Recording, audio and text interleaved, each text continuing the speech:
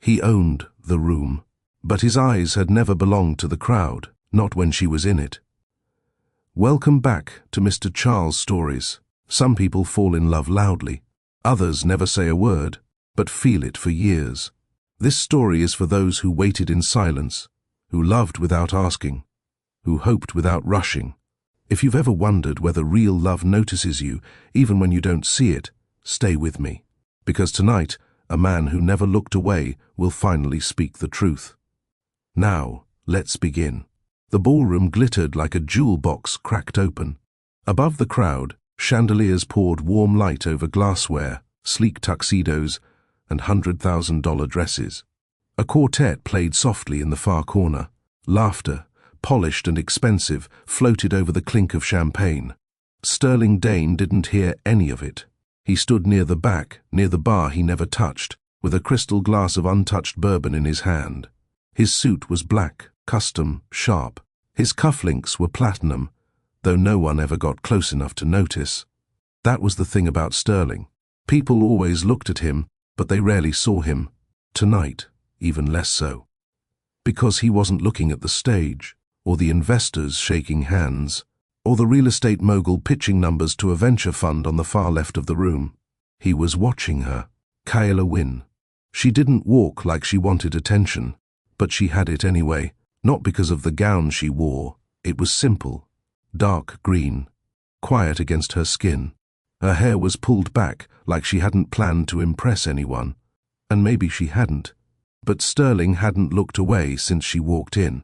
She hadn't seen him yet. Of course she hadn't. To Kayla, he was just another guest, background noise in a room full of rich men talking over each other. But Sterling knew her. He remembered the exact pitch of her voice, the way she smiled when she was tired but refused to show it. He remembered her hands, slender fingers with short, clean nails, no polish. Most of all, he remembered her eyes, the way they used to look up at strangers like she was already expecting disappointment, and dared them to prove her wrong. It had been years since that rainy night in the coffee shop.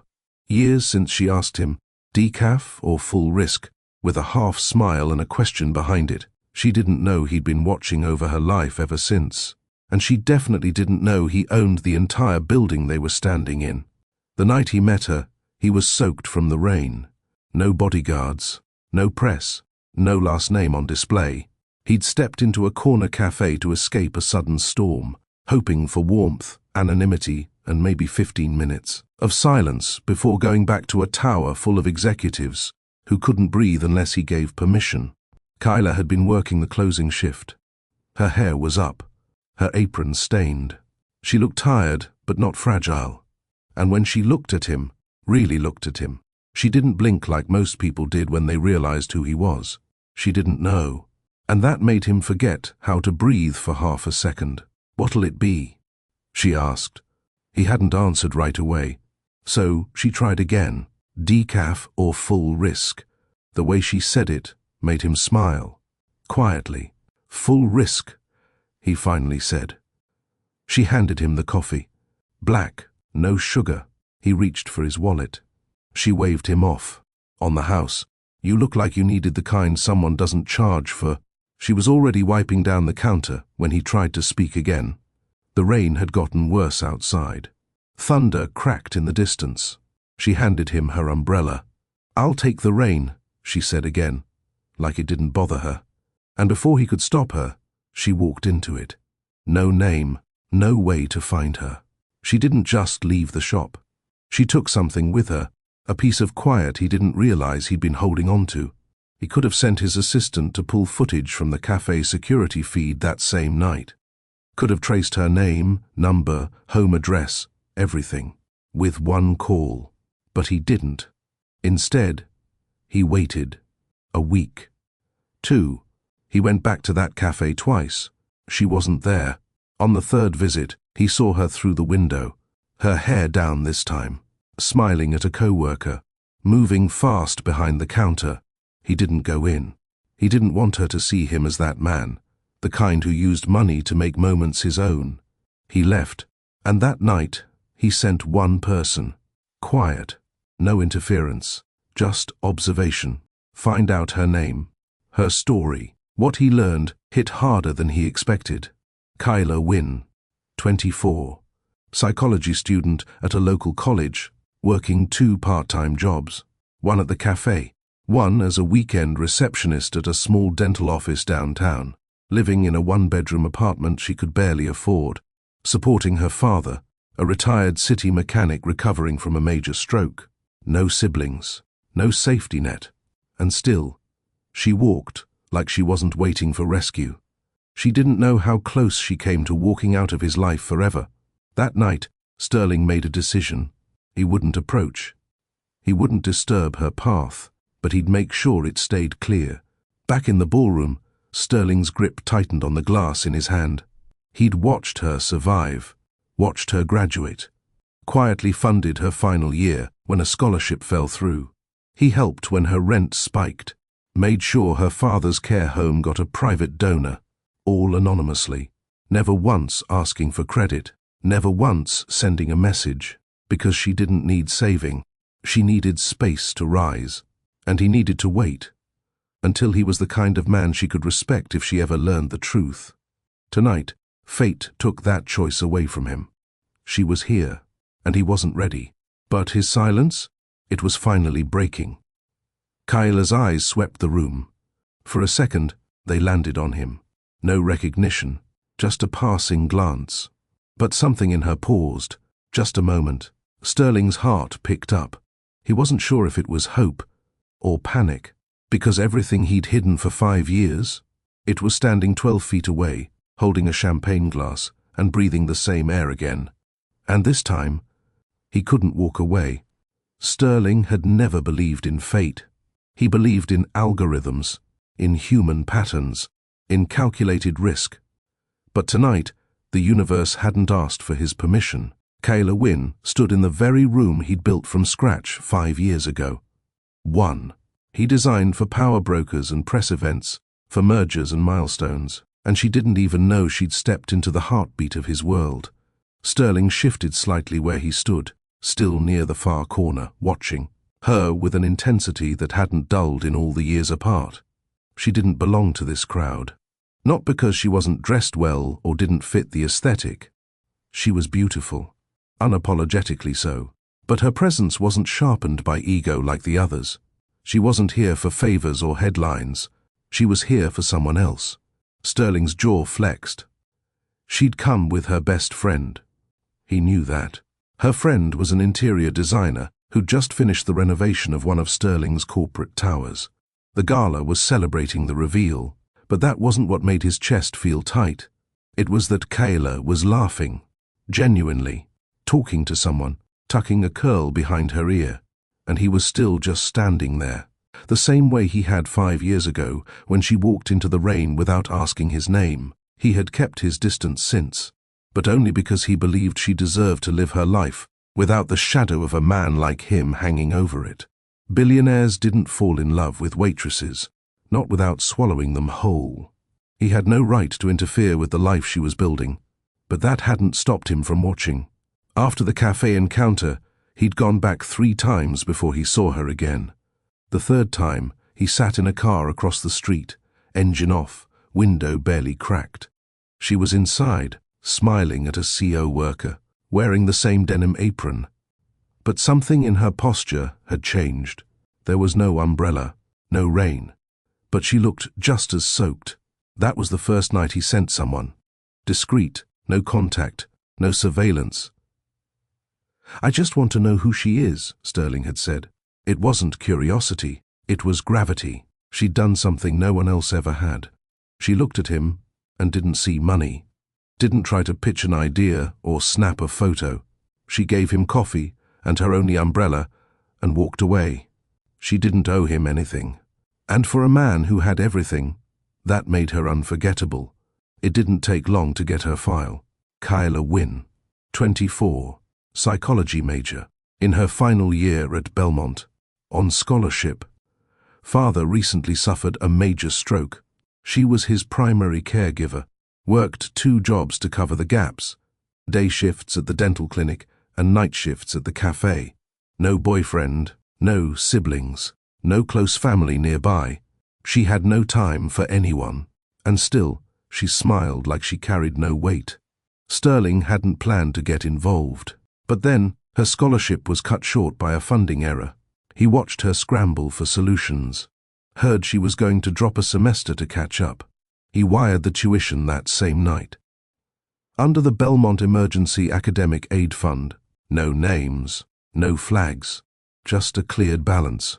Then her landlord tried to raise her rent by 20%. He bought the building, reduced her rent, paid for a renovation of the faulty plumbing in her unit. She received a notice saying the building had been acquired by a new firm, and as a long-term tenant, she was getting a rent reduction. She told her father it was a miracle. Sterling told himself it was decency, but it wasn't. It was love, unspoken, unspent, unreturnable. He made a rule that he would never interfere with her choices. He wouldn't step in unless something tried to break her, and even then he would only remove the threat quietly. She didn't know his face, but he knew hers. The way her smile drooped when she got tired, the way her posture changed when bills were due, the way she looked at her father like he was the only man that mattered. That man, Mr. Wynne, had once driven buses for the city. Sterling sent a check every Christmas to the Community Retirement Association that supported his housing. Kyla never found out. She just kept moving forward, unaware that the man she once gave her umbrella to had been building invisible walls around her life to keep her safe, and he would have kept doing it forever. If she hadn't walked into the gala tonight, for the first time in years, she was in the same air as him, and he felt like that man in the cafe again, the one who forgot how to speak. Across the room, Kyla looked up. Their eyes met. His chest locked.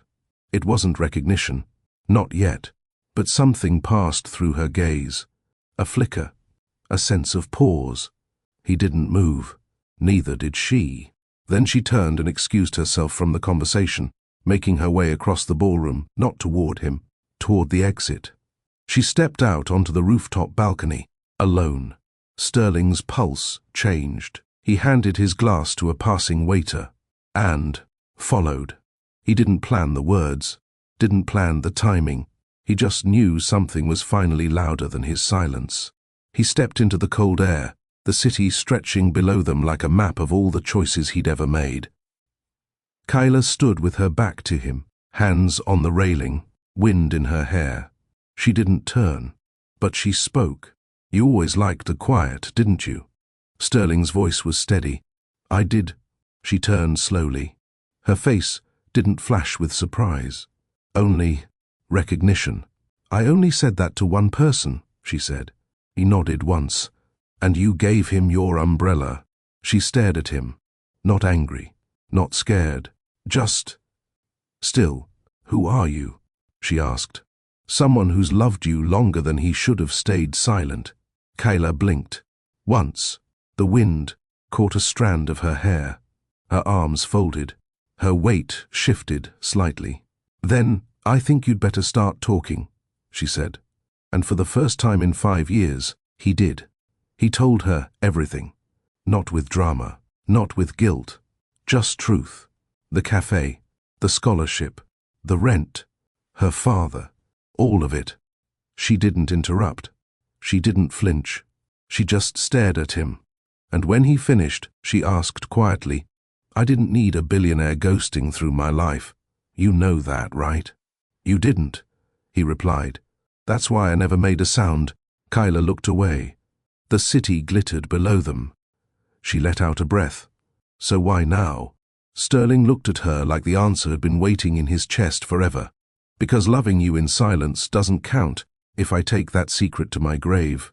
She looked at him again, and this time she didn't look away.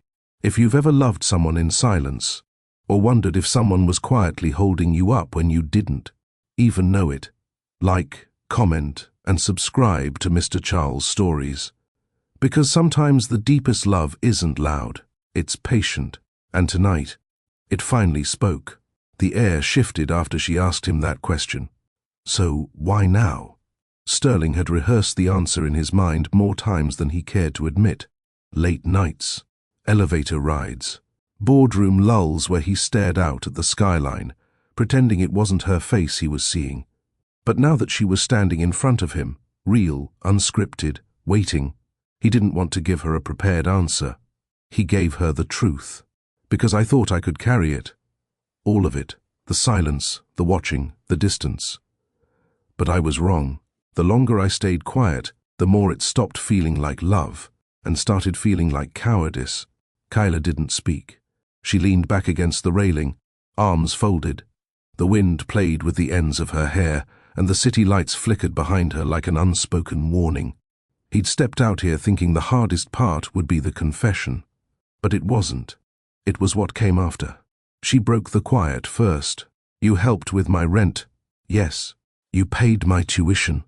Yes. You covered my father's care. He nodded. And you didn't want anything in return? No, he said softly. I only wanted you to live your life without the weight crushing you. Her brows pulled together. You didn't think knowing might have mattered to me? Sterling hesitated. It would have changed things. It would have made you question what was yours and what was mine. She looked down. That's a lot of power to hold over someone. I never used it. But you had it. He didn't answer that. Because she was right. That was the tension he'd lived with for 5 years. The line between love and control. Between quiet care and manipulation. Every time he wrote a check or moved a barrier out of her way, he had asked himself if he was still honoring her, or just protecting his guilt for not speaking sooner. Kyla pushed off the railing. Her heels clicked once on the stone floor. I should go, she said. Sterling's pulse shifted. Kyla. But she didn't storm off. She turned, looked him straight in the eye and said, You didn't take anything from me. I want you to know that. You didn't ruin anything. You didn't interfere with my dreams. A pause. And I'm not angry you helped me. She took a breath. I just wish you'd trusted me enough to tell me. He nodded, slow and steady. I wish I had too. She turned again and started for the door. He didn't follow. Not yet. Sterling stayed out on the balcony for a long time. By the time he returned to the ballroom, she was gone. Her best friend had left too, likely together. The gala was winding down, but the press hadn't missed anything. He caught the way 2 photographers were whispering as they glanced in his direction. No one had pictures of the rooftop conversation. That mattered, because this wasn't just about Kyla anymore. He'd opened a part of his past that could never be closed again. And now, she knew everything. And it was out of his hands. The next morning, Sterling didn't check the markets. He didn't scan headlines or respond to the email marked confidential merger decision waiting in his inbox. Instead, he pulled up the number he had stored but never used. Kyla Wynn. He hadn't called it. Not once. His team had updated him periodically, where she was, how she was, but he never breached the barrier. Now he typed a message, then deleted it. Then typed again. Eventually he just wrote, I'd like to see you, if that's something you'd want. No strings, no cameras, just 2 people with coffee. He hit send, then turned his phone face down and tried to pretend the world hadn't shifted. Kyla saw the message an hour later. She didn't respond right away. Her best friend, Renna, looked over her shoulder while they were walking through a boutique in Midtown. That him? Renna asked. Kyla nodded. Renna raised an eyebrow. You going to meet him? Kyla didn't answer immediately. She was holding a mug in her hand. White, simple. The kind she used to serve strangers at the cafe. Now she studied it like it was a memory. Renna nudged her. He helped you, but you don't owe him your time. I know, but maybe you owe yourself some peace. Closure, maybe. Kyla nodded, still quiet. Then she texted back. Tomorrow, park bench, the one near the art museum. Sterling arrived 10 minutes early. No suit, no tie, just jeans, a black sweater, and a baseball cap pulled low. He'd never looked more unlike himself. Kyla showed up on time. Black hoodie, hands in pockets. They sat down without a greeting. For a while, neither of them spoke. Pigeons fluttered past, A little girl chased bubbles from her father's wand a few feet away. Then Kyla said, "You looked smaller in that coffee shop." Sterling smiled faintly. "That's probably the last time anyone said that to me. Do you regret it?" He turned toward her. "What? Not telling you sooner?" "No. Loving me like that." He didn't hesitate. "No." Kyla leaned back on the bench, exhaling. "That's the part I can't wrap my head around." "You didn't know me." "I did," he said. "Not everything. But I knew what mattered." She turned to face him. "And now?" His eyes didn't flinch. "Now, I'd like to know more. If you'll let me." Kyla didn't answer. Not with words. But she reached into her hoodie pocket, pulled out a folded napkin, and handed it to him. On it was written, "Full risk."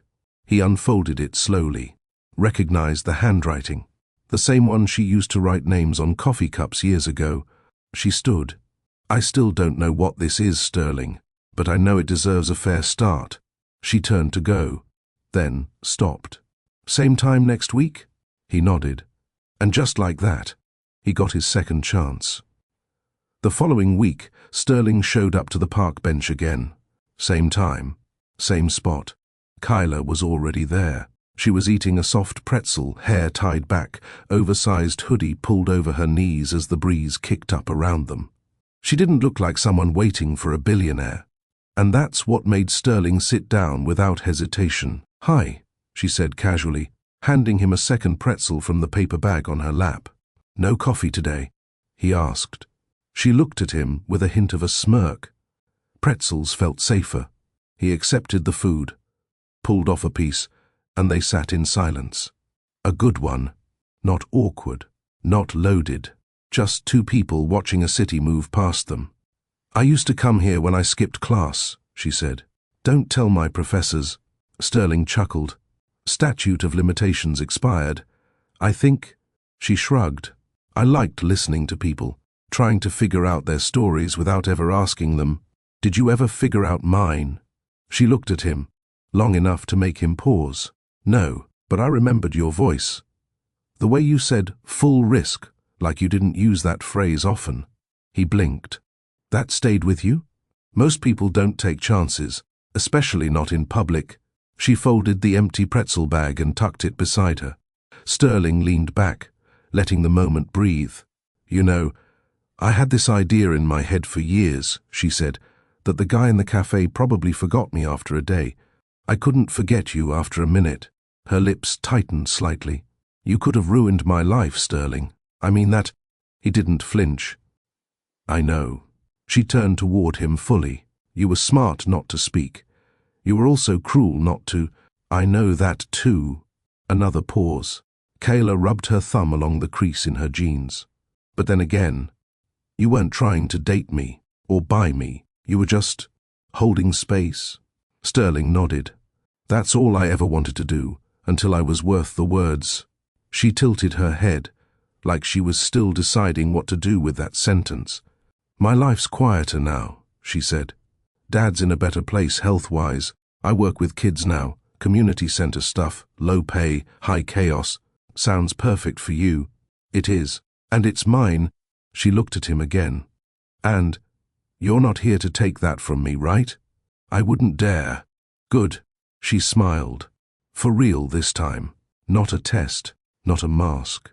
Because I don't do power games, even if I'm in a room full of suits." "You never had to," he said. "You've had power the whole time." That made her go quiet. Not because she didn't believe him, but because, deep down, she was starting to. Over the next 3 weeks, they met again. Once at the park. Once at a bookstore where she liked to browse without buying. Once at a late-night food truck where they sat on the curb eating tacos in silence. Sterling never pushed. He didn't touch her unless she leaned first. He didn't ask about her father unless she brought him up. He let her take the lead. And every time they parted, it was with something subtle, a hand squeeze, a smile, an unfinished thought. They didn't define what they were, but the space between them was closing, gently. One night, after their 4th meet-up, Kyla called him, not texted. Called. Sterling answered on the first ring. "My stove's broken," she said. "I was going to fix it myself. But, do you know a guy?" "I know a few," he said, "but I'd rather come see it myself first." A pause. Then softly, "Okay." He arrived 15 minutes later. No entourage. No driver. Just him, holding a small toolkit, even though he hadn't fixed anything himself in a decade. Kyla opened the door in sweatpants and a band tee. Her apartment was warm, small, and smelled faintly of lavender and garlic. Leftovers sat on the counter. "I burned dinner," she said. He smiled. "That's okay. I burned most of my 20s. She led him into the kitchen. The stove was genuinely broken, though she'd already tried to fix it with pliers and some internet advice. He knelt down, inspecting it, not because he thought he could repair it, but because the effort mattered. After 10 minutes, he stood. "I'm calling a real tech in the morning. This isn't just a loose wire." "Thought so." They stood there for a second, the space between them narrowing by inches. Kyla looked up at him. "You didn't have to come."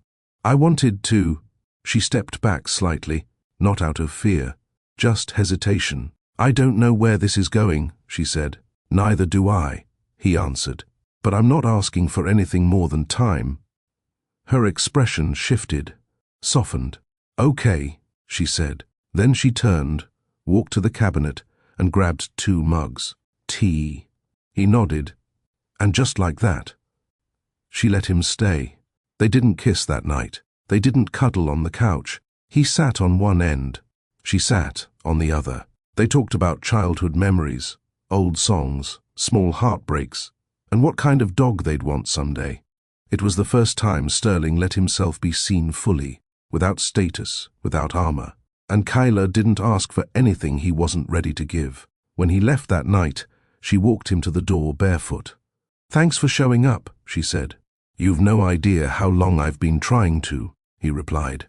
She leaned forward and kissed his cheek, not with hesitation, but with recognition of what had always been there, unspoken, unrushed.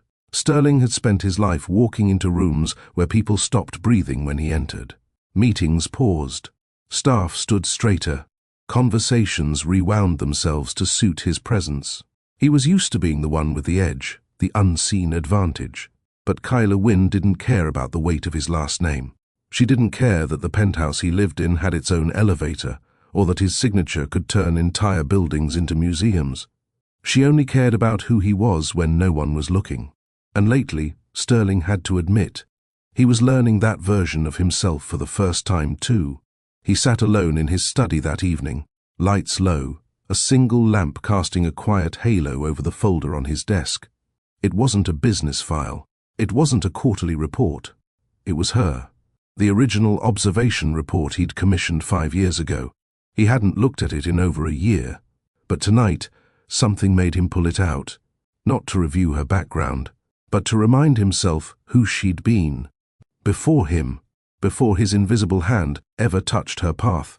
Kyla had always been strong, resilient, sharp. She didn't rise because of him. She rose in spite of everything that tried to hold her down. He closed the folder and leaned back, rubbing a hand over his face.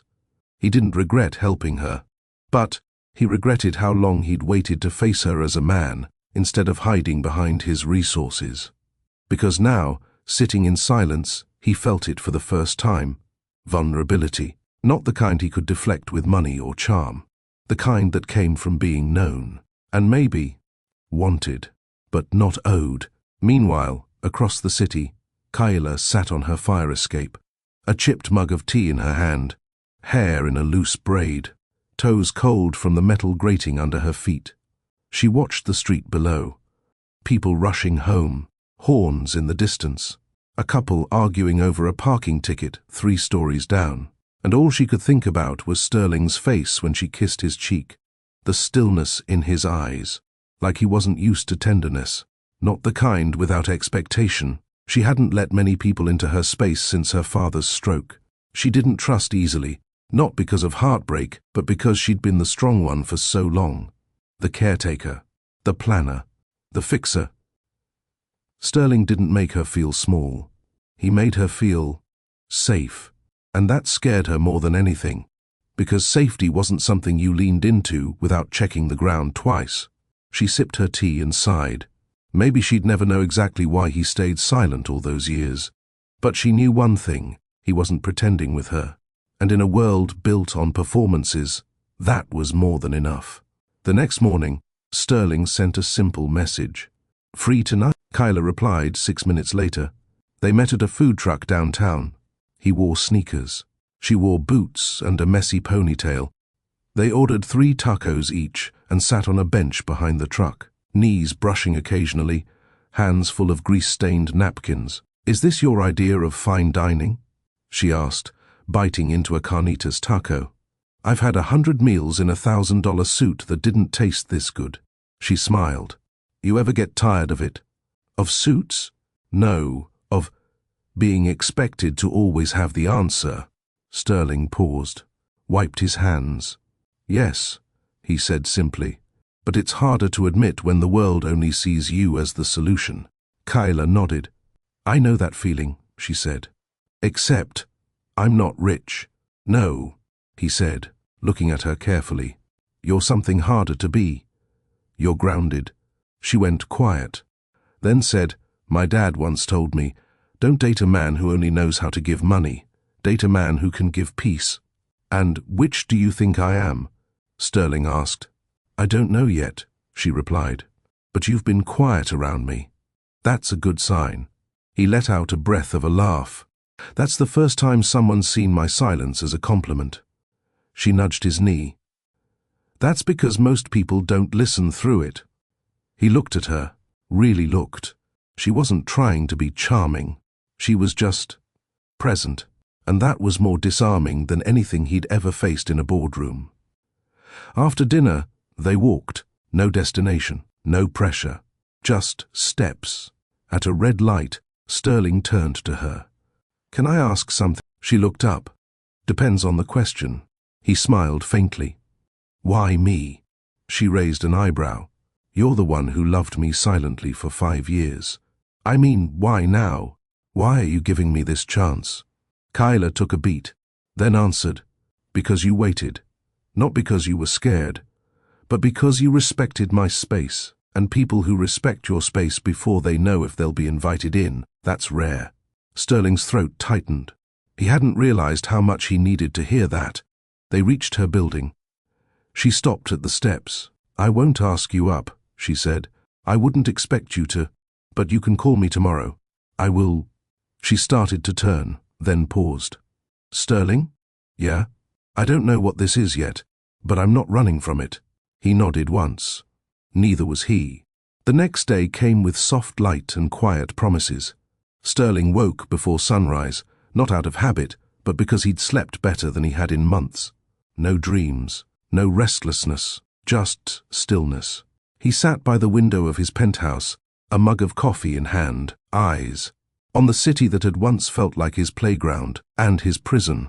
For the first time in a long time, it didn't feel so empty up here, because her words had stayed with him. "I don't know what this is yet, but I'm not running from it." That sentence had given him something rarer than loyalty, rarer than admiration. It gave him hope.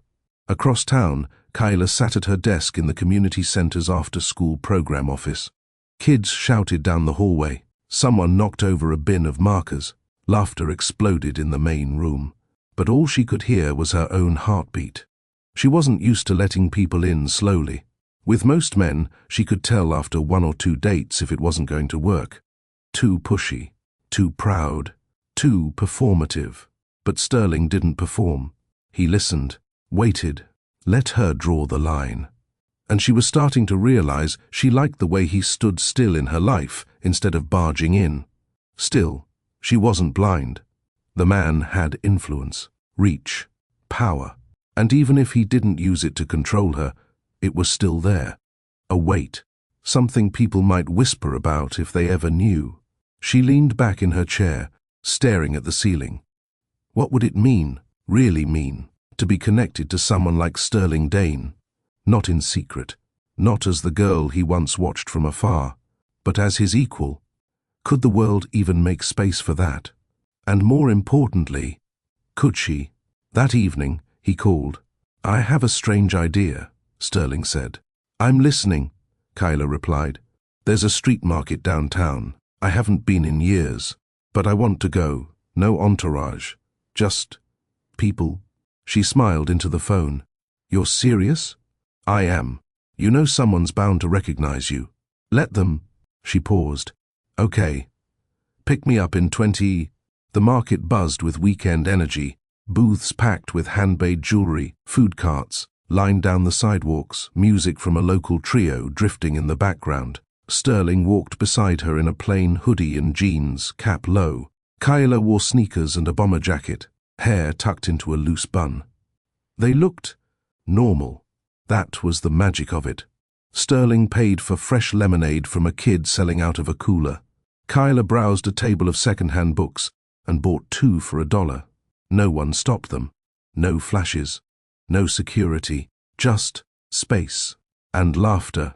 But the night didn't end quietly. They'd nearly made it back to his car when a voice stopped them. "Mr. Dane?" Sterling stiffened. Kyla turned. A young woman, early 20s, phone in hand, face lit with curiosity. "You are Sterling Dane, right?" He gave a polite nod. "Just trying to enjoy the evening." The girl smiled. "Totally. Sorry. It's just, you're kind of a legend in the startup space." He nodded again, stepping protectively in front of Kyla. The girl glanced at her, then back at him. Her expression changed, curiosity sharpening, assumptions forming. "Cool. Well, have a good night," she said, walking off. Kyla didn't speak until they were back in the car. Sterling drove silently, eyes on the road. Only when they reached her place did she break the silence. "Is that going to be a regular thing?" He looked over at her. "Maybe. Sometimes." She nodded, then unbuckled her seatbelt. "I'm not scared of your world," she said softly. "I know. But I'm also not naive to it." He met her gaze. "And I won't let it touch you." "That's not the promise I'm asking for," she said. "Then what are you asking?" Kyla's eyes softened, but her voice stayed steady. "Promise me that you won't use the world to cushion me. I don't need shields, Sterling. I need truth." He leaned closer. "You've never been behind a shield, Kyla. You've always been the reason I stayed grounded." She studied him, then slowly smiled. "I believe you." She opened the door and stepped out. Before closing it, she looked back. "Next time, let's go somewhere even less perfect." He raised an eyebrow. "Less perfect?" "Yeah, like a laundromat." He laughed. "Deal." She shut the door, and Sterling sat there for a long minute, engine running, heart fuller than it had been in years, because her words had done more than challenge him.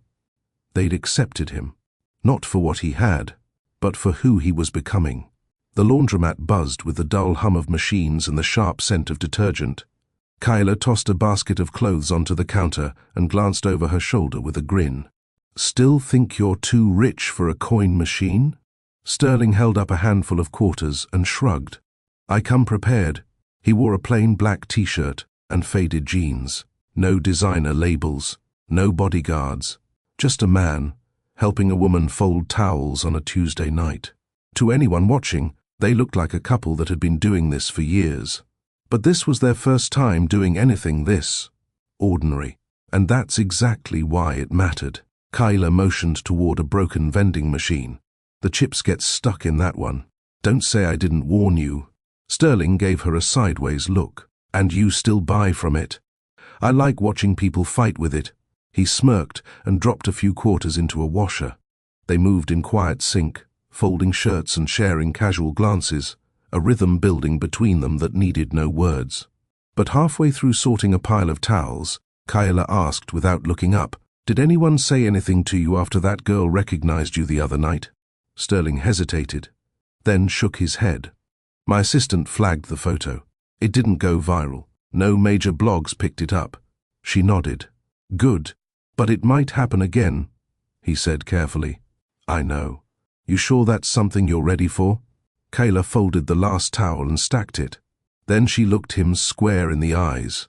"I'm not ready," she said, "but I'm not walking away either." He took that in, quietly, because he knew that kind of honesty didn't come easily for her. She didn't promise forever. She promised effort, and that meant more than anything else. 2 days later, Kyla found an envelope under her door. No return address, just her name, written in perfect, practiced handwriting. Inside was a letter. 3 lines. I know who you're dating. I know what he did for you. I wonder if everyone else should know too. No signature, no threat, but the chill in her chest didn't lie. It wasn't curiosity, it was exposure. She sat on the edge of her couch, letter shaking in her hand. She didn't know who sent it, didn't know what they thought they knew, but someone was watching, and she needed to decide what to do with that information, fast. She didn't call Sterling right away. Instead, she went to work, ran the after-school program, helped a kid with their reading, smiled through check-ins, and made it home by 7. Only then did she pull out her phone. She snapped a photo of the letter and sent it. 1 minute later, her phone rang. His voice was calm. Do you have the physical copy? Yes. Do not throw it away. I wasn't going to. I'll send someone to pick it up tonight. She closed her eyes. Sterling, I don't want this to become a thing. It already is. Silence. He added, gently, let me protect what I waited for. She didn't answer, but she didn't stop him either. Later that night, a man in a grey suit knocked on her door. Professional, quiet, respectful. She handed over the letter. He gave her a sealed envelope from Sterling in return. Inside, a note written in his handwriting. Nothing about you is hidden anymore, but everything about you is still yours. It made her chest tighten, not out of fear, but something else, relief, because for the first time, she wasn't alone in handling the fallout. The next evening, Sterling met her on her front steps. No suit, no security, just him. She didn't ask what he found. She didn't want names or speculation. All she said was, do I need to worry? And all he said was, no. But I do. She let that sit between them, then stepped aside so he could come in. They sat in the kitchen. She poured tea. He leaned on the counter, arms crossed. I've kept a lot of things out of the press, he said. But when someone decides to go digging, even the quiet truths get loud. She nodded slowly. I'm not ashamed, she said, of what you did, or who you are. He looked at her. But I want to choose when people know what's mine. I understand. I won't be a headline, Sterling. I won't be some whispered theory on a podcast or a clickbait thumbnail. You won't. She met his eyes. Then we move on my terms. He nodded once. Deal. After he left that night, Kyla sat on the edge of her bed. She didn't feel scared anymore. She felt awake, because this was no longer a maybe. This was real, and real love came with risk. She grabbed a pen, pulled out a notebook, wrote a single line. If the world's going to hear this story, let it be from me. Sterling hadn't seen her all day, not because he didn't want to, but because Kyla had asked for space. I need to think, she'd said the night before. He respected that, even if every minute felt like a silent storm building behind his ribs. He didn't send flowers, didn't check in, didn't use his security team to monitor anything. He waited, because control wasn't love, and she wasn't someone who'd ever respond to pressure. Late that evening, his phone buzzed. Kay, I'm going to tell my own story. I need your support, but not your voice. He stared at the message for a long time, then replied, say the word and I'll clear the way. Her response came seconds later. Kay, no. I want them to try me. I need to feel what it means to stand on my own. He read that twice, and the tightness in his chest eased, not because she didn't need him, but because she knew he was already behind her. The next morning, Kayla walked into the small downtown podcast studio alone. It was a community show, local voices, small business owners, real people with real stories. The host, Erica Vallon, was a woman Kayla knew loosely through a former client at the center. Erica greeted her with a surprised smile. Didn't expect a message from you. I figured I should tell my story before someone else tries to sell it. Erica raised an eyebrow. You're talking about Sterling Dane? Kayla nodded. Erica leaned back. This isn't a gossip show, Kayla. I'm not bringing gossip, Kayla said calmly. I'm bringing facts. My life, my timeline, my words. Erica studied her for a second, then said, You get one take. Raw. No edits. Good. The recording lasted 38 minutes. Kayla didn't cry. She didn't dramatize.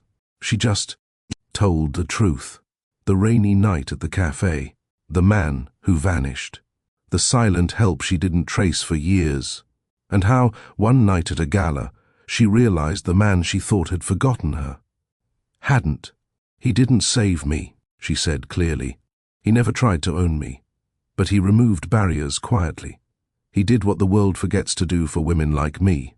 He respected the fight I was already in. She ended with this. I'm not a Cinderella. I wasn't waiting for a prince. I was just trying to finish my shift. He remembered me. I remembered me too. That's why I'm sitting here today. When the episode aired 2 days later, the ripple came fast. Not scandal, not backlash, respect. Comments flooded the page. This is how you tell a love story without losing yourself. She didn't sell her silence. She shared her strength. Quiet power. That's what she gave us.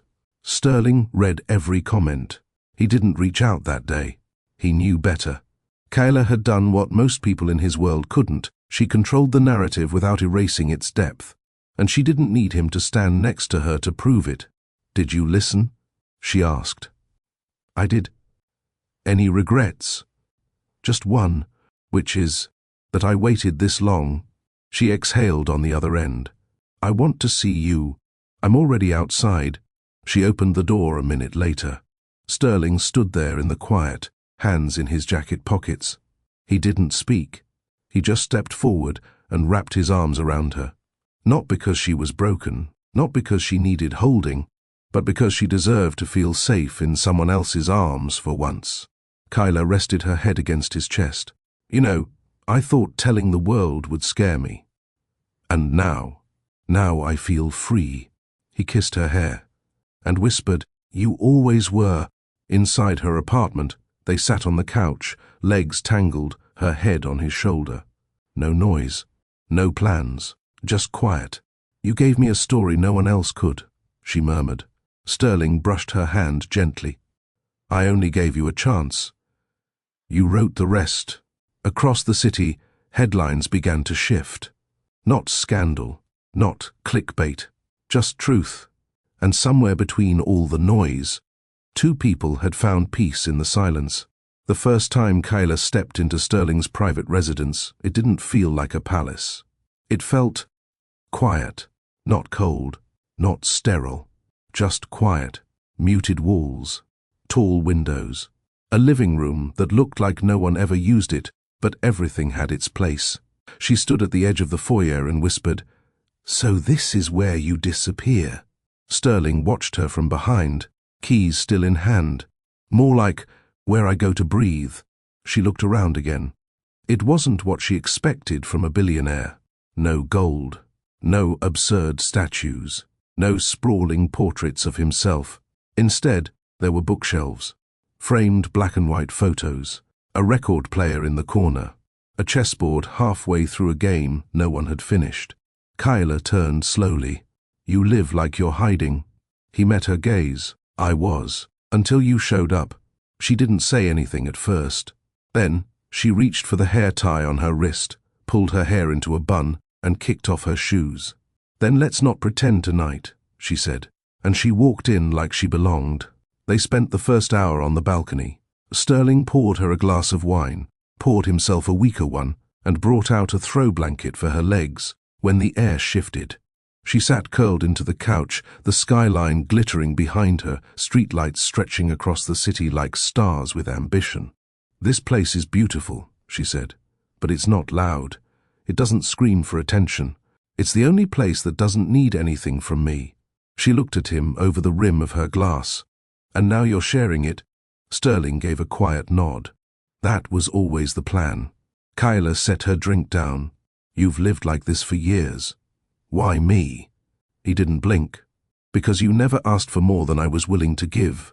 And still, I wanted to give you everything. Later, he showed her the room he never opened for guests. A private studio. No press photos had ever shown it. No one outside his most trusted staff even knew it existed.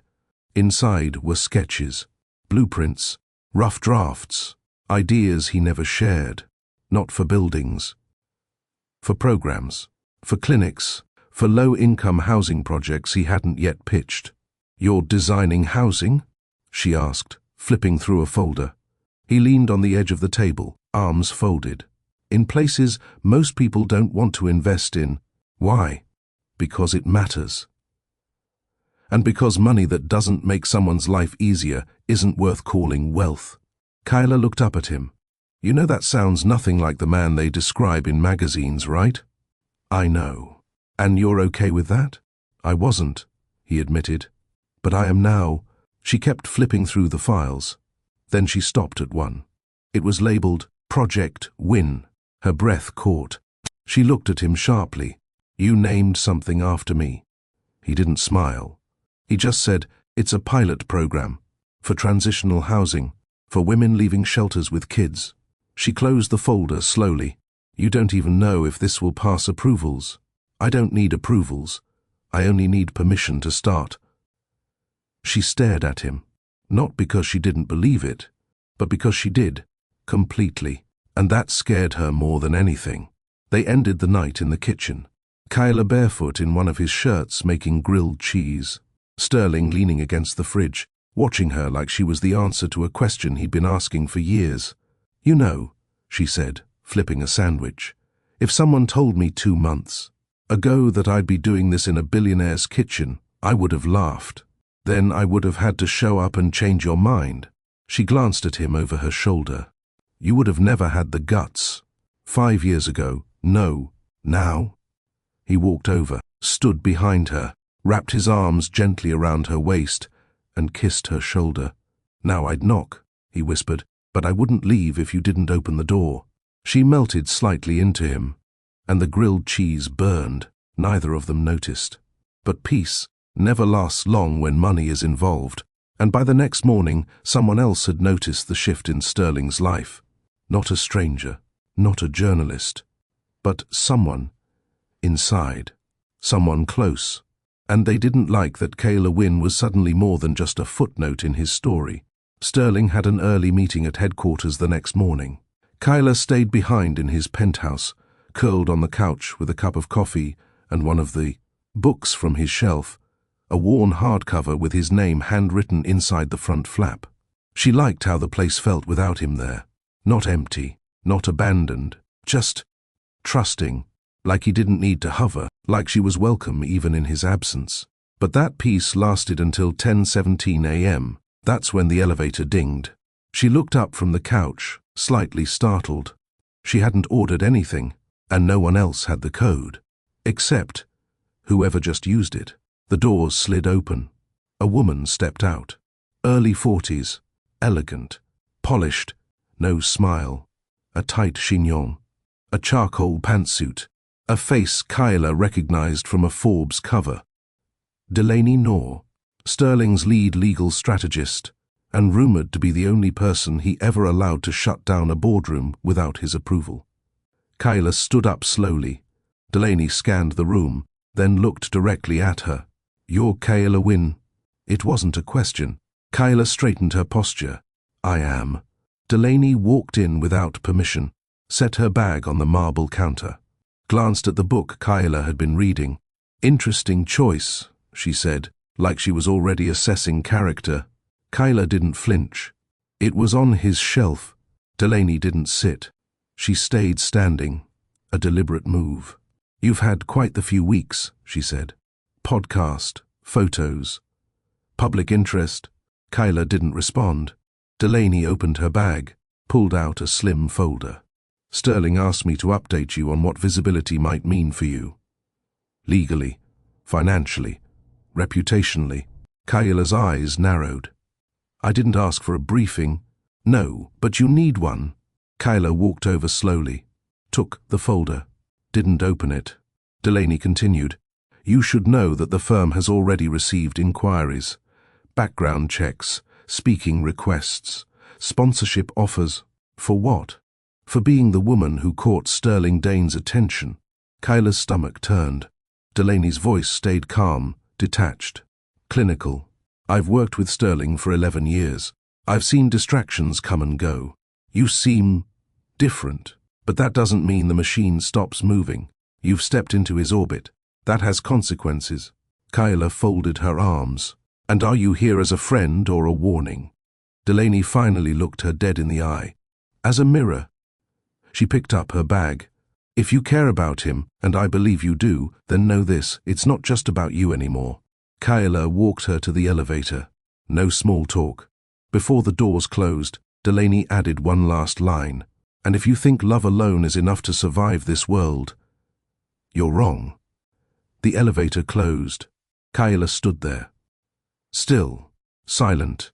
Then she dropped the unopened folder on the kitchen table and went to wash her hands. Not because they were dirty, but because she felt the kind of pressure she hadn't in years. Not since her father's first collapse. Not since the scholarship almost fell through. But this was different. This wasn't survival. This was intrusion. That night, Sterling returned around 7. He looked tired, loosened tie, sleeves rolled up, top button undone. Kyla met him at the door. I met Delaney. He stilled, then quietly closed the door behind him. I didn't send her to intimidate you. She didn't need to be sent. Sterling stepped closer. I told her to bring you the reality, not to challenge your place here. Kyla's voice didn't rise. It didn't need to. Are you protecting me, or preparing to let me get picked apart? He looked at her carefully. I'm doing both, because this life doesn't give you options. It gives you fallout, and I'd rather you see it coming than get blindsided. She crossed her arms. Then here's what I need from you, Sterling. I don't want handlers. I don't want folders. I want a choice. You have it. Do the first. His silence was the answer she feared. Kyla nodded slowly, then turned, walked to the window, and stared out at the skyline he'd built. He joined her after a moment. Delaney protects the company, he said softly, but I protect you. Don't confuse the two. She looked at him. I'm not confusing anything. I'm just making it clear. If I'm going to stay, it's not going to be in someone else's blueprint. He reached for her hand. She let him take it. I didn't fall for the empire, Sterling, she whispered. I fell for the man who waited 5 years to speak. I'm still him. Then don't let the world replace him. They stood there for a long time. No headlines, no signatures. Just two people holding hands in a city that had already started talking. If you've ever had to protect your peace while falling in love, or stood your ground, when power tried to speak for you, like, comment, and subscribe to Mr. Charles' stories. Because real strength doesn't come from standing behind someone. It comes from standing beside them. Sterling didn't schedule any meetings the next morning. He sat at his office desk, phone face down, laptop closed, coffee untouched. What kept circling his mind wasn't a pitch or a profit forecast. It was her words. I didn't fall for the empire. I fell for the man who waited 5 years to speak. He'd built towers, companies, reputations. But this was different. This was about trust. Not the kind that came from NDAs or polished contracts. The kind you earned by staying present when it would have been easier to disappear. And he wasn't going to lose it. Across town, Kayla sat at her kitchen table, reading through the folder Delaney had left behind. She hadn't meant to open it, but curiosity and caution had teamed up around midnight and gotten the best of her. There were photos, paparazzi candids of her at the market with Sterling, on the park bench, walking out of a building he owned. Below the photos were analysis breakdowns, projection reports, headlines that hadn't been written yet, but could be. One caught her eye. From waitress to billionaire's muse, who is Kyla Wynne? She stared at the mock title for a long time.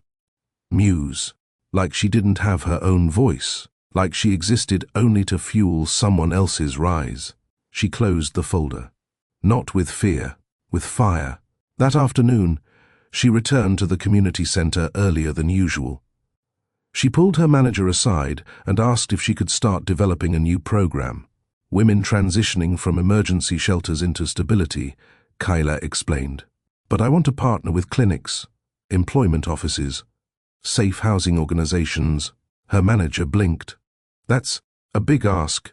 Kyla's voice stayed calm. It's a bigger need. He looked at her. Is this connected to your relationship? Yes, but it's not a handout, it's a platform. And I'm building it myself. After a pause, he smiled. Then let's get started. Sterling found out 3 hours later, not from her, but from an anonymous board update flagged in his email. Project Win, independent pilot, initiated by Quinn, pending non-profit status review. He sat back, stunned. She hadn't asked. She hadn't waited. She was already moving. He showed up at the center that evening. No appointment. Just walked in, signed the visitor log, and waited by the hallway wall while she finished a group session. When Kayla saw him, she gave a half smile and gestured for 5 more minutes. Sterling waited. When she joined him, she said nothing right away. He held up his phone with the notification still on screen. Project Win? Kyla nodded. I had the name first. He laughed once, softly. That's fair. I'm not taking your blueprint. I'm building my own. You don't owe me a disclaimer. I'm not giving one, she said. I'm giving you a warning. I'm stepping in. He looked at her for a long moment. Then he smiled. Not a wide grin. Not approval. Something deeper. Respect. I hoped you would. They left the building together. Outside, the air was warm. The city hadn't slowed yet, but the sidewalk near the center was quieter. Kyla looked up at him. I'm not going to disappear when things get louder. Sterling met her gaze. Then I need to start making sure my world doesn't try to mute you. I won't let it, she replied. That's what I'm afraid of, he said with a quiet smile. She nudged his shoulder. Don't be. I'm not here to prove anything. I'm here to build something, with or without approval. Sterling nodded, then reached for her hand. She let him take it. No cameras, no headlines, just 2 people walking toward whatever was next, together. The next board meeting started like all the others. Sharp suits, straight faces, laptops open, espresso in hand, 12 chairs, 11 people. Sterling knew better than some of his own family. But this meeting had a shadow in the room. Not because of Kyla, because of who hadn't spoken yet. Leighton Vaughn, senior partner, 40% shareholder. One of the original 4 who helped Sterling take his tech vision from napkin sketch to a billion-dollar empire. He'd been quiet during the reports, quiet during the projections. But when Sterling closed his laptop and said, meeting adjourned, Leighton didn't move. Instead, he cleared his throat. I have something. Sterling paused, then looked up. Go ahead. Leighton folded his hands. It's about perception. The room shifted. Subtle. Uneasy. Sterling stayed seated. You'll have to be more specific. You've spent years building this company's image, private, sharp, untouchable. The Kyla Wynn coverage. It shifts that. Sterling's jaw tensed. She hasn't asked for attention. She doesn't have to, Leighton replied. Attention follows you, and now it follows her, which means it follows us. Another partner jumped in. We've had more inbound press than usual. Investors are asking if your focus is split. Sterling looked around the table. So, because I'm finally seen in public with a woman, suddenly my performance is questionable. We're not questioning your performance, Leighton said. We're questioning the optics. Sterling stood slowly. Let me say this once. Kayla didn't ask for this. She never cashed in, never spoke out for attention. She defended her privacy better than I did. Leighton's voice didn't rise. She also walked into the public arena the moment she gave that interview, and the moment she named the housing project after herself. Sterling's eyes narrowed. I named it after her. 5 years ago. Before you even knew she existed. Silence. Tension buzzed. Then Leighton shrugged.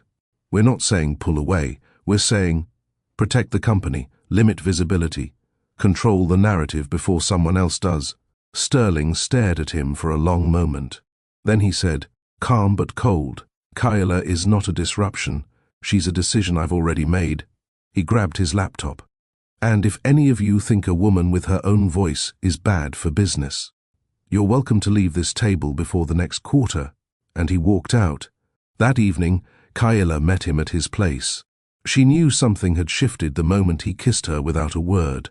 Not desperate, not aggressive, but long, tired, honest. They stood like that by the door, hands locked at the waist, forehead to forehead. Bad day? She asked. Loud day, he murmured.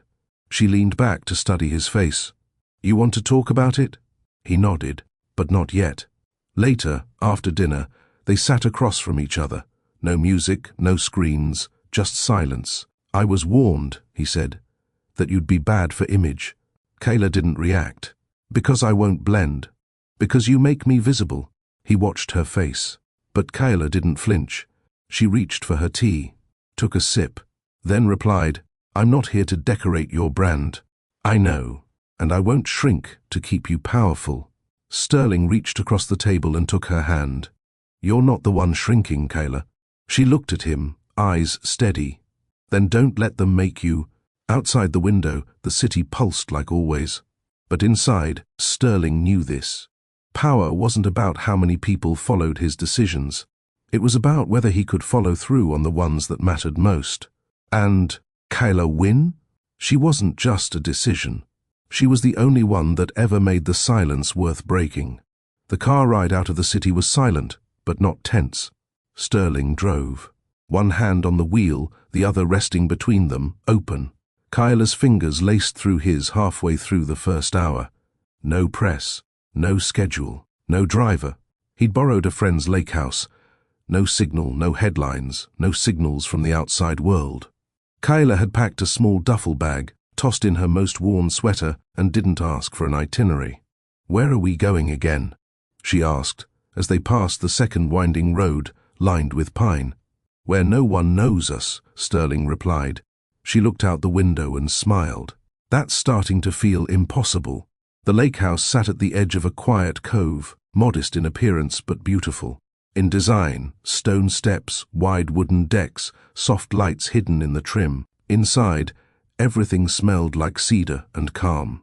Kyla stepped through the front door and let out a long, slow breath. It's not cold, she murmured. I thought it'd be cold. I turned the heat on 2 hours before we got here, Sterling said, setting down their bags. You think of everything. No, he said. Just the things that matter. Dinner was simple. Pasta, garlic bread, 2 glasses of wine. They ate barefoot, seated on floor cushions instead of chairs. No distractions, no notifications. Afterward, they sat on the couch with a blanket over their legs, a single candle flickering between them. Kyla leaned her head on his shoulder. He looked down at her. You always get quiet when we're far from the city. I think it's the silence. It doesn't demand anything. He nodded. That's what I want more of. Less noise. More you. She lifted her eyes. Is that why you brought me here? Partly, but mostly, I needed to be somewhere we don't have to defend what we already know is real. She didn't respond. Not right away. But her hand found his again. And she whispered, Thank you. They stayed curled up like that until the candle burned low. He carried her to bed, not because she asked, but because he wanted to. She didn't protest. And in the dark, under soft cotton sheets and the scent of fresh wood, they didn't talk about business or boardrooms or press. They just lay there, breathing in time. 2 hearts. Same rhythm. No urgency. Only room to be. And that night, as her fingers slid beneath his shirt and her lips met his jawline, slow, sure, safe, Sterling knew something unshakable had settled in his chest. She wasn't just the woman he'd waited for. She was the one he was ready to build toward. The morning came with no alarm, only the sound of water lapping gently against the shore below the deck. Kyla woke first. She lay still for a moment, watching the sunlight creep across the floorboards, listening to the subtle sound of Sterling's breath behind her. His arm was draped over her waist, loose, steady, like he didn't want to hold her tightly, just be near. She turned gently, facing him. He was already awake. "I was hoping you'd open your eyes first," he said. She smiled sleepily. "Why?" "So I wouldn't miss that look on your face." "What look?" "The one that doesn't belong to the rest of the world." She pressed her forehead to his chest. "I could stay here. I'd let you. But that's not how life works," she added. "No," he murmured. "But maybe it should more often." They stayed there a while longer. No rush, no talking about what came next, until Kayla whispered, "Do you ever think about what it would look like, really look like, for me to stay in your world?" Sterling's hand moved slowly along her spine. "Every day, but not just as the woman you're seeing." He pulled back slightly so she could see his eyes. "You mean as the woman I'd be building with?" "Yes." He didn't blink. "Yes," he repeated. "That's exactly what I think about." She nodded slowly. "Because it's not about press releases or who says what," she continued. "It's about whether you'd still see me the same way when the noise gets louder. I don't need to picture it," he said. "We're already living it. And if I wanted to be more involved," his brows lifted slightly, "more in the work, the foundation, the projects, you're not just welcome," he said. "You'd be the first voice I listen to." She studied him, not because she didn't believe it, but because it felt too rare to hear it said plainly. "I've never been in a relationship where I was seen for more than what I give," she admitted. Sterling traced her cheek. "That's because most people don't know how to hold a woman who stands on her own. And you do. I've been learning from you since the moment you handed me that umbrella." She laughed softly. "I didn't think you remembered that detail." "I remember everything about that night," he said, "especially the moment you left without needing anything from me." Kayla closed her eyes briefly, then opened them again. "I want to start something real, Sterling, not just with us. With what matters to us." "You already did," he said. "Project Win, then let's expand it. Formally, jointly. I want my name beside yours, not because we're together, but because we believe in the same things." He nodded. "I'll have the papers drawn up this week." "No lawyers," she said. "Not first, just us." He smiled. "Deal." They got out of bed just after noon. Kayla cooked eggs while Sterling sliced fruit. They moved like a couple who'd done this for years, but every moment still felt new, clean, earned. After breakfast, they sat on the deck, legs tangled, sun warming their skin. She looked over at him and asked one last question. "Do you think they'll ever see us without questioning how it started?" Sterling looked back at her. "I don't care if they don't. I only care that we finish it right." Kayla nodded. And for the first time, she didn't feel like she was walking into someone else's life. She was finally building her own, with someone who'd waited long enough to know the value of doing it right. The press didn't wait. As soon as Project Win was officially filed for joint non-profit status, under both their names, the headlines followed like moths to light. Sterling Dane's quiet love becomes public legacy. Who is Kayla Win, and why does she matter so much to one of the richest men in America? The waitress turned founder reshaping his billion-dollar empire. Kayla read the titles with a calm face, but her fingers tightened slightly on the mug in her hands. They weren't wrong, but they weren't right either. Because this wasn't about legacy. It wasn't about becoming someone. It was about building something that lasted for people who'd never be headlines. She set her phone down and walked into the shared office space where she and Sterling had begun mapping out the pilot rollout for the housing initiative. Sterling looked up, laptop open, sleeves rolled up. "You okay?" he asked. "They're loud," she said. "But they're not inside." She walked over to the whiteboard, picked up a marker. "I say we launch with 3 cities, 1 East, 1 Midwest, 1 West Coast. Different demographics, different community partners." Sterling nodded. "Denver, Richmond, San Diego?" Kayla smiled. "Look at you, understanding geography and politics." "I have my moments." They kept working. Quiet, efficient, collaborative. She was good at this. He knew it. Everyone in his circle knew it, which was exactly why the pressure started mounting. A week later, the non-profit's public introduction was scheduled. 1 press event, 1 live panel discussion, and a private donor dinner. Kyla insisted they share the stage equally at the event. No hand-holding. No couple spotlight, she said. We go as partners. Done, Sterling said. And I wear what I want. He raised an eyebrow. Was I ever going to stop you? She grinned. No, but I like hearing it. The event was held at an upscale community gallery in Soho. Walls filled with portraits of women who had once lived through housing insecurity and gone on to rebuild their lives. Kayla walked in ahead of Sterling. No handlers. No flash. She wore a sleeveless black jumpsuit, low heels, no jewelry except the slim gold ring she always wore on her right hand. Sterling watched from a few steps behind as she greeted community leaders with a firm handshake and a level gaze. He didn't step in. She didn't need him to, and for once, the cameras didn't rush to him first. They paused, then tilted toward her, as if the story had finally shifted, as if the world realized she wasn't the afterthought. She was the start. Later that night, after the crowd cleared, they sat alone in the green room. She leaned her head against the couch cushion. That went better than I expected. You looked like you've been doing this your whole life. I was, she said. Just no one was watching. Sterling reached for her hand. Now they are. Kyla turned to him. And I'm not hiding, but I'm not letting them shape me either. You won't need to, he said, because the only story they'll keep finding is truth. Her eyes softened, and in that moment, the project stopped being a press-worthy milestone. It became theirs, not because the cameras cared, but because they still did, even after the lights went out. The first message came through Kyla's email, not her work one, her personal account, the one she hadn't used much since college. Subject line, so now you care about housing? She opened it without hesitation. There was no name, but she didn't need one. The writing style, the passive-aggressive tone, the way the sarcasm hid an old wound.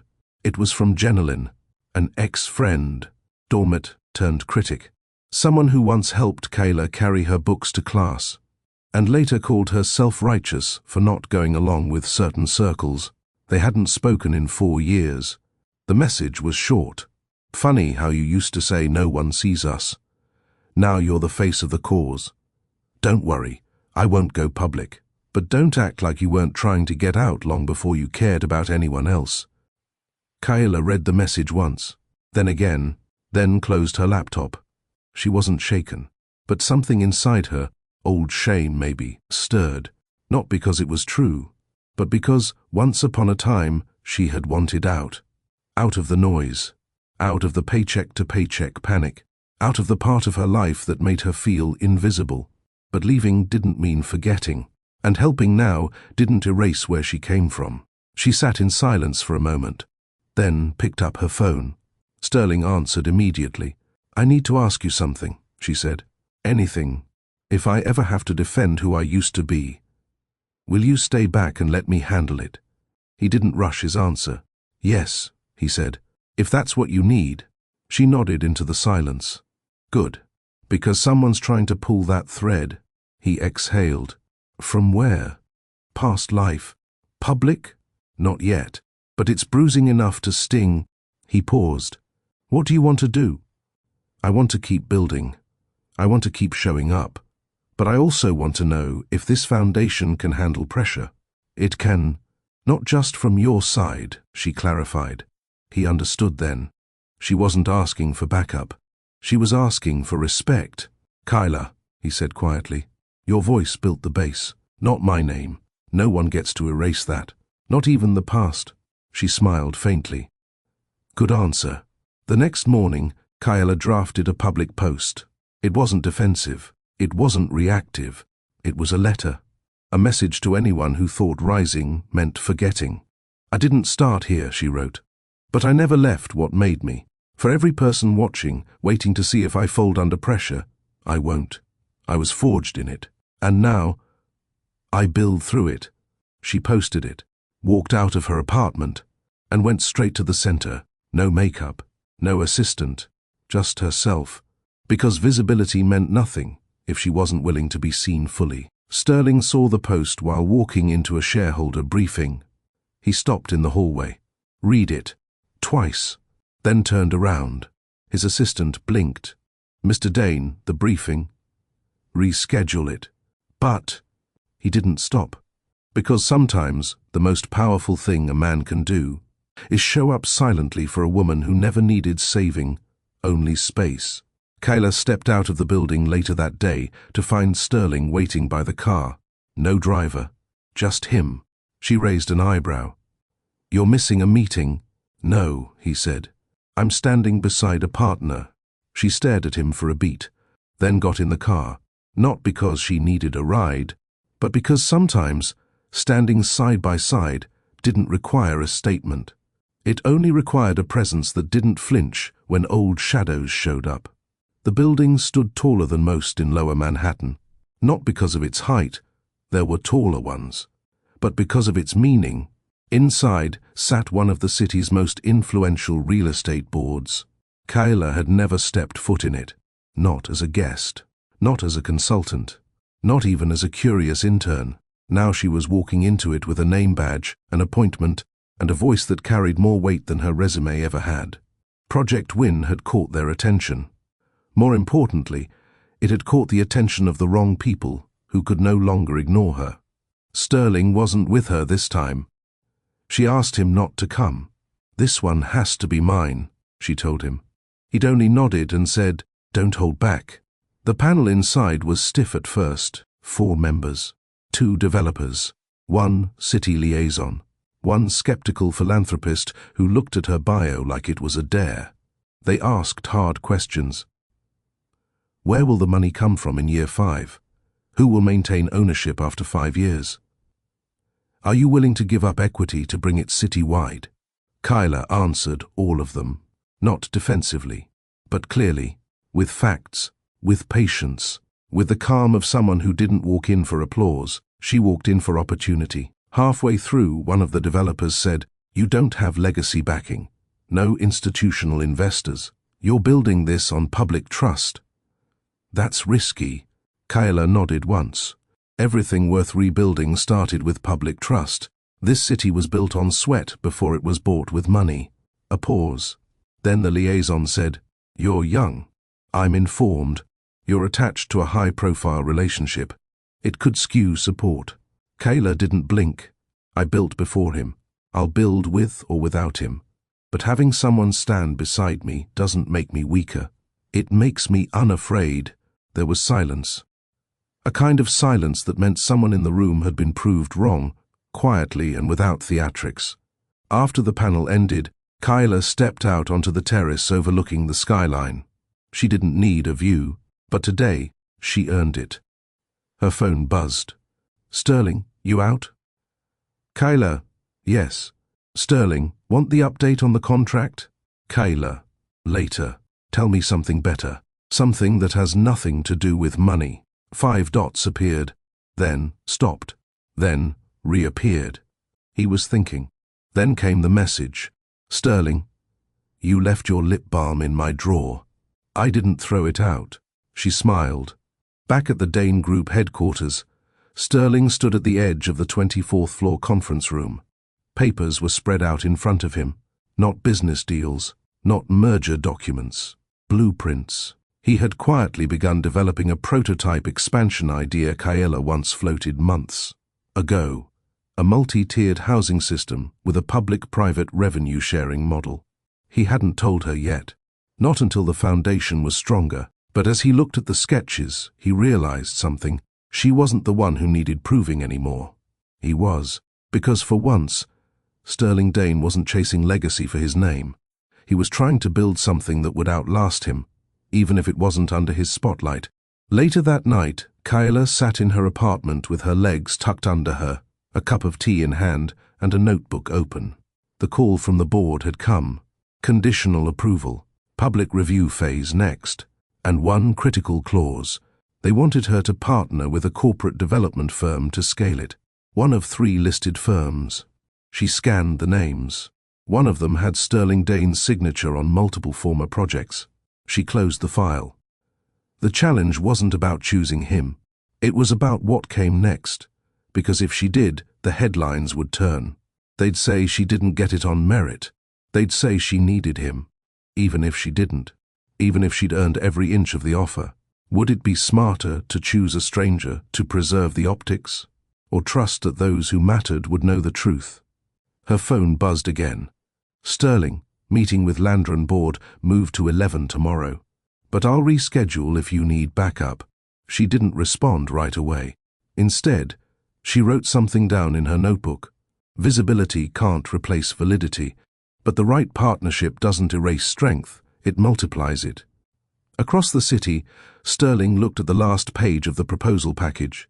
His team had added something, a clause, one that stated he would recuse himself from public credit and ownership if Kayla chose Dane Group to help scale. He hadn't approved it yet, but now he realized why they added it. They saw what he hadn't voiced. This wasn't his stage, and it wasn't his story, but it could be his contribution. He picked up the pen, signed his name under the clause, no ownership, no credit, just presence. Because sometimes the loudest power is stepping back so someone else's voice can be heard without a shadow. The headline hit by noon. Not a whisper, not a leak. A deliberate, full-page spread in Manhattan Ledger. Dane's lover tapped for $28 million city project. Conflict or coincidence? Kayla saw it on a cab's digital screen before her assistant could even warn her. The article used old photos, pictures from weeks back. Her laughing beside Sterling, his hand on her back. A glass raised in toast. But the captions were new. The agenda was sharp. And the comments beneath the online version were worse. Must be nice to get city funding because you dated right. She's just a pretty face with the right boyfriend. This is why public money gets wasted. It's a scam. Kayla didn't cry, but she didn't blink for a while. She stood in the bathroom stall of a cafe 3 blocks from her meeting and let the silence stretch. Not because she was scared, because she was tired. She'd answered every question. She'd passed every gate. But one picture with the wrong angle could destroy the truth of her journey. At Dane Group, Sterling read the article from his office. The room was quiet. Too quiet. His jaw locked once, then again. He didn't call her, didn't text. Instead, he sent an encrypted legal note to the firm that ran the paper. Public defamation through implication. Facts omitted. Statement of intent to pursue correction. Then he cancelled his next 3 meetings and called his mother. Because this exact type of attack was something she had lived through once. She answered on the 2nd ring. Yes? It's happening to her. What did they say? He told her, word for word. Silence. Then his mother said, don't defend her in public, stand beside her in private. Let her choose how she wants to fight. Then make sure she has the space to win. Sterling didn't speak again, but he understood. This wasn't his battle. It was hers. Kayla made it to her next meeting, media fire and all. The board already had the article printed out when she walked in. No one spoke, so she did. I saw the article. I won't justify a relationship, but I will defend the integrity of the work. The older man from the last meeting, the skeptic, tapped the paper. This kind of headline could derail public support. And you know that... Kayla stepped forward. Let it. He looked up. She didn't flinch. I'll step down from the contract if it means the project survives, but I won't accept silence as strategy anymore. If you want my work, take it with the truth of how I built it. Or find someone else. Another pause. Then the city liaison cleared her throat. We don't want to replace you. We want to help you weather this. Kayla's voice steadied. Then stop asking me to pretend I got lucky. Start asking why men can have success and relationships without public doubt. But women have to pick one. A ripple ran across the room. No one interrupted, because truth, even hard truth, had weight. And Kyla had just dropped it. That night, Sterling found her sitting on the floor of her apartment. No wine, no music, just the blue glow of her laptop and an open email draft. He walked in slowly, not saying a word. She didn't look up. They're going to run another piece tomorrow. A counter-op. Sterling sat beside her, resting his back against the couch. Yours. She nodded. I'm not going to defend my love life. I'm going to publish the proposal. Full, open source. Let the public see the math, the research, the plan. Let them know I didn't sleep my way to impact. He didn't say, I'm sorry. He didn't say, you shouldn't have to. He just said, do you want me to proofread it? She looked at him then. I want you to stay in the background. Quietly. I'm good at that now, he said. A smile touched her lips. I know. The article dropped at 6 a.m. the next morning. Title, the math, the model, the mission, not the man. Kyla's voice rang throughout. Direct quotes, screenshots, data tables, her graduation thesis, her early pilot project numbers. By noon, the article had been shared over 100,000 times. The comments changed. She's the one we want building this. I don't care who she dates. That model is better than anything the city's had in years. This woman needs the microphone, not judgment. A new wave rose. Public support grew louder than the doubt. Even competing developers reposted her piece with comments like, the city should be lucky to have her mind behind this. And when the city board reconvened later that week, it was no longer a meeting to reconsider her. It was a vote to secure her. Sterling watched from his office. He never sent a single public word, but he posted her article link on the company's internal board. With one note, this is what leadership looks like. No name, no extra tags, just quiet recognition. Kyla never replied, but she saw it, and that was enough. 1 week later, the project was greenlit. A revised clause was added. Public ownership would stay at 62%. Kyla would hold 23% as founder. The final 15% would be distributed over 10 years to participants of the pilot housing zones she originally developed. It was her idea, because power meant nothing if it didn't empower others. In a city where buildings touched clouds and names fought to stay remembered, Kyla had built something better. A model that wouldn't need her face, just her blueprint. And when she stood on the platform to accept the city's acknowledgement, she didn't mention the media storm. She didn't reference Sterling. She simply said, impact should never need permission, then walked off the stage with her head high. Legacy was never the goal, but she'd earned it anyway. The city moved forward, and Kyla didn't chase it. She watched from a quiet corner of the very community her blueprint helped shape, Unit 11B, Eastline Housing. A modest complex once dismissed by developers, now the city's pilot zone for sustainable, dignified urban living. Glass-paneled community kitchens, solar-lit sidewalks, childcare floors built into each building, local-run stores replacing convenience chains. No one needed to know she helped design it. That was the point. Her name had been scrubbed from the brochure. By her own request, the initiative now stood under its project name alone. Project Relume. Light, without spotlight.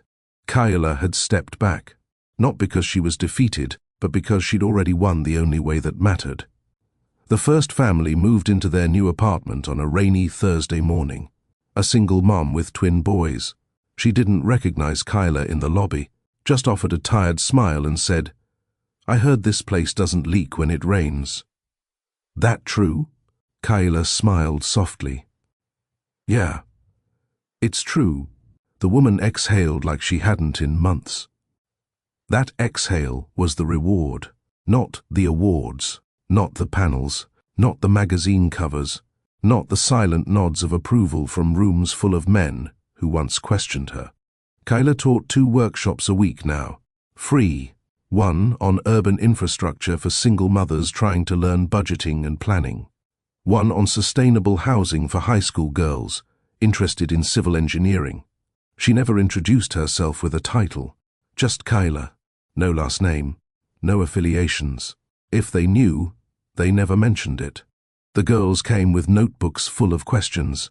Half of them had never imagined a world where someone like them could design cities.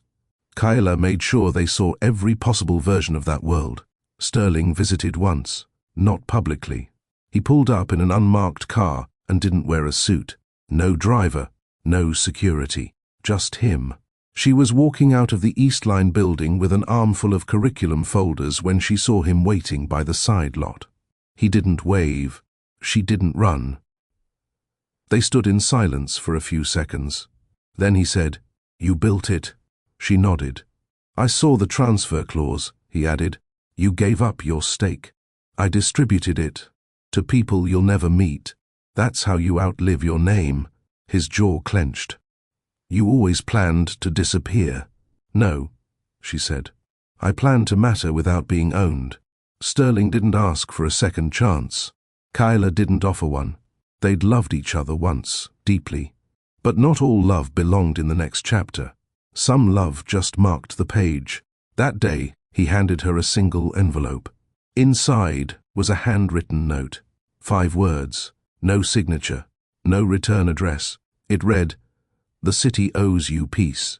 She never saw him again, but the peace stayed. And the city? The city learned, slowly, unevenly, loudly, quietly. But it learned. By the second year, Project Relume expanded to 2 more boroughs. By year 3, universities used her open-source proposal as curriculum. By year 5, Kayla's workshop curriculum became part of the public high school elective catalogue. And by year 7, one of the girls she taught, Milani Reed, received a city grant to build her own affordable neighborhood innovation lab. Milani never called her mentor Kyla. She called her blueprint, not for what she said, but for what she left behind.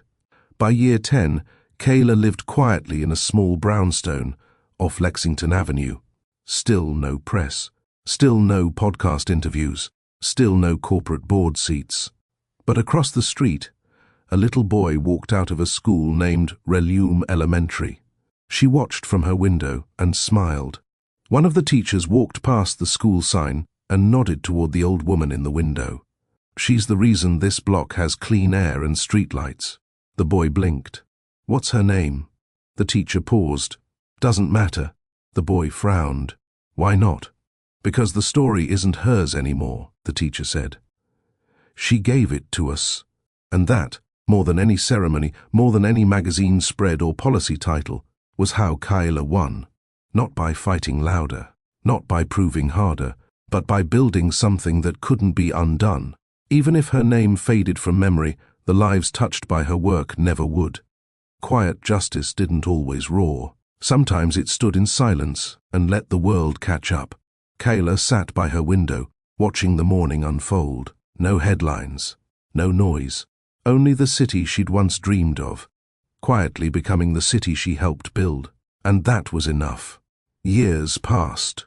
The world moved faster, but Kyla moved slower, intentionally, not out of fatigue. The kind of slowness earned.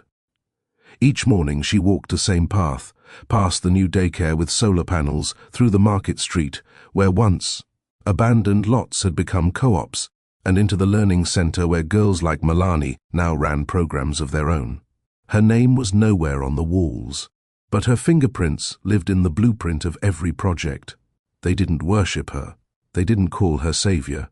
They just respected the silence that built their foundation. One afternoon, a former reporter showed up at the East Line workshop with a film crew. He had found a connection between her name and the original Project Relume designs. He called her a ghost architect of one of the city's most transformational models. She refused the interview. She didn't need the record set straight. The record was already alive, in safer schools, wider sidewalks, and parents who didn't have to choose between paying rent and buying milk. When the city tried to name a new development after her, Kyla sent a 2-sentence letter. Names fade. Work remains. Name it after the first woman to move in. They did. Her legacy didn't wear her name. It wore dignity, the same kind she rebuilt from ruins. The same kind no one could strip from her again. One rainy evening, Milani came to visit. Now in her early 30s, she was pregnant with her second child and had just signed a new project deal that would bring dignified housing to a city on the other side of the country. They sat on Kayla's small porch, sipping peppermint tea. Milani looked out over the block. "They still don't know it was you." "They don't need to," Kayla replied. "You're not bitter?" "No," she said. "I'm relieved." Milani studied her mentor's calm expression. "You still miss him?" Kayla didn't answer right away. "Some people leave us before they leave," she said. "But their lessons stay." She didn't say Sterling's name. She didn't need to. Their story had already served its purpose.